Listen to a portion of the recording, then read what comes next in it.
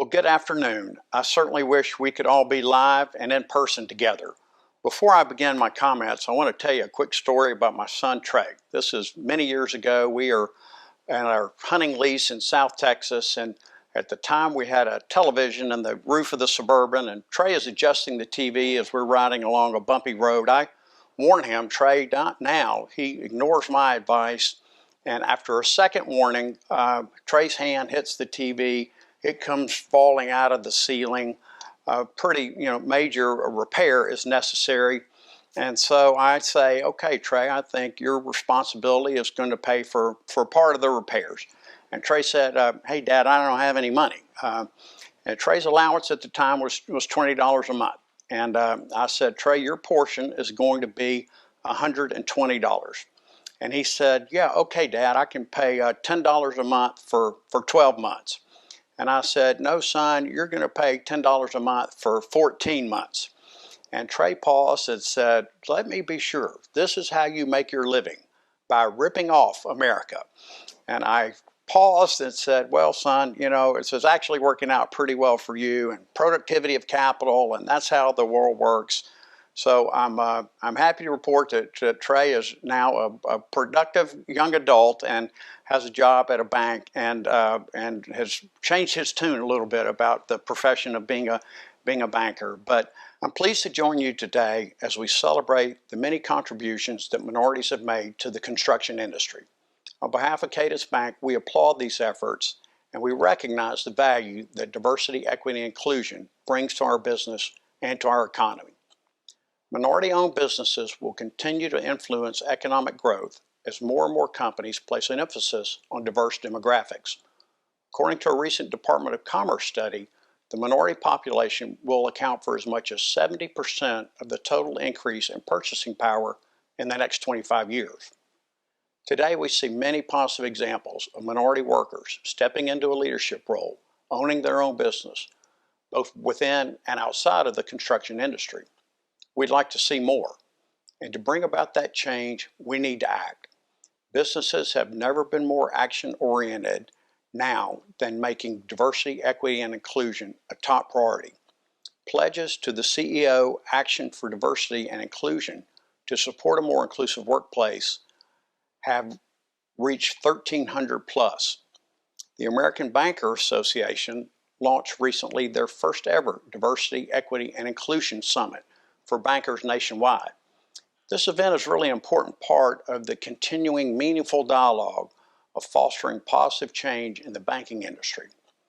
Let me pause for a moment and talk about what is Cadence Bank doing? What action are we taking? In 2019, we announced a plan to lend or invest more than $2.5 billion over a 5-year period for products serving traditionally underserved communities. We're focusing on poor, we're focusing on minorities and small business. Our commitment represents over 16% of our total assets. As the plan is implemented, I believe Cadence will be setting a new standard in its commitment to meet mortgage and small business credit needs throughout the communities we serve. We're very focused on low to moderate income neighborhoods, people of color. The plan will also contribute to community development and reinvestment throughout the community, as development loans and investments are very targeted in low to moderate income communities. The plan includes the introduction of new loan products, the opening of new branches, and grants and donations to charitable organizations serving community development purposes. I'm extremely proud of Cadence's strong commitment. I know it will make a difference in the communities we serve. We've had a long-standing commitment to serving our communities. But honestly, the death of George Floyd really hit our consciousness, and we've become more motivated to improve our DEI efforts. It's personal for us at Cadence. We want to be part of the solution and see systemic racism eliminated. We're engaging with groups like the Houston Minority Business Development Agency so we can be part of the solution and support small businesses with the financing they need. We want to be there for your business and provide you with financial assistance needed to help your business thrive. So this is the shameless self-promotion part of the program. At Cadence, our motto is for same-day service, call by 8 p.m. We're looking for business, and I ask all of you to consider Cadence. Other organizations we support are, for example, the Houston Business Development Corporation. We made a $500,000 pledge to Mayor Turner's City of Houston Complete Communities Initiative, something I'm really proud of, and see that stimulating economic growth and community revitalization. We've had a long-standing relationship with the Minority Enterprise Small Business Investment Company, MESBIC as it's known.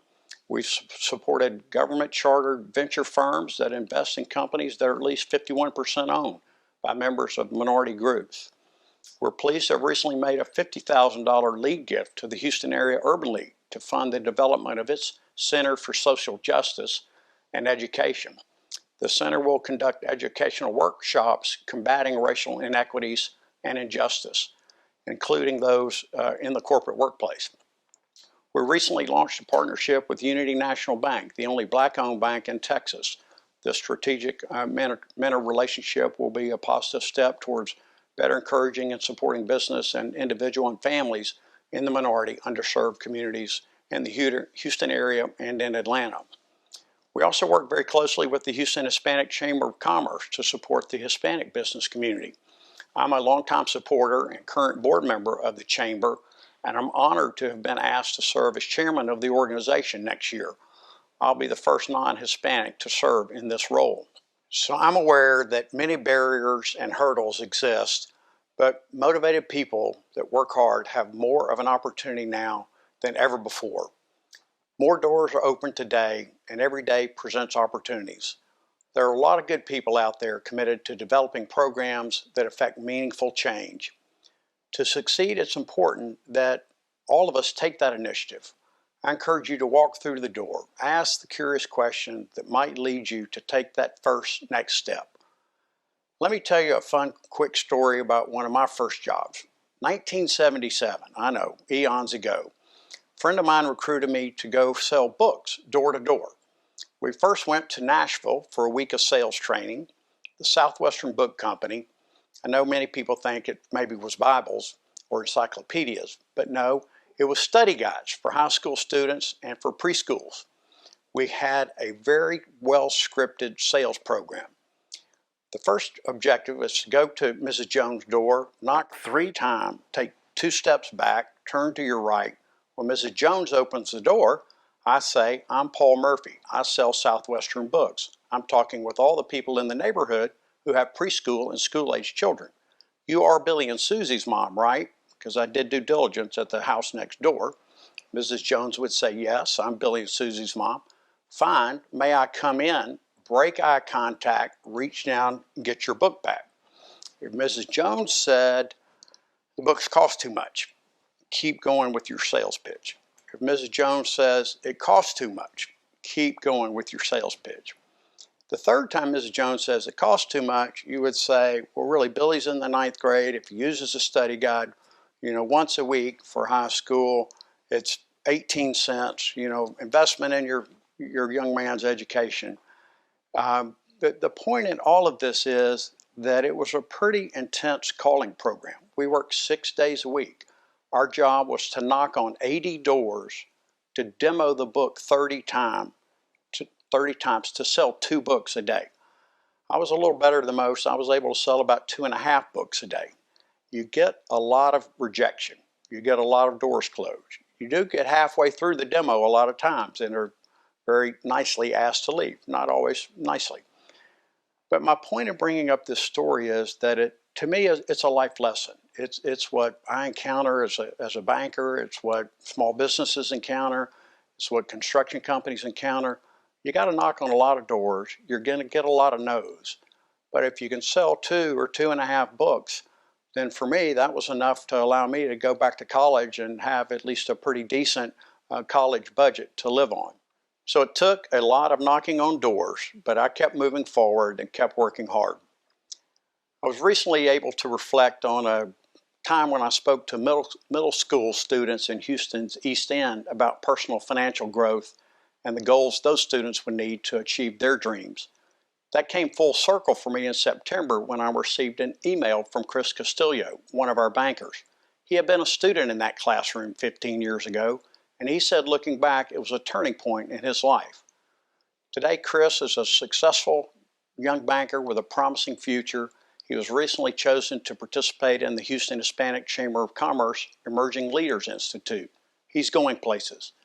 I'm incredibly humbled by his email, yet it does provide a reminder of the importance of hard work and dedication.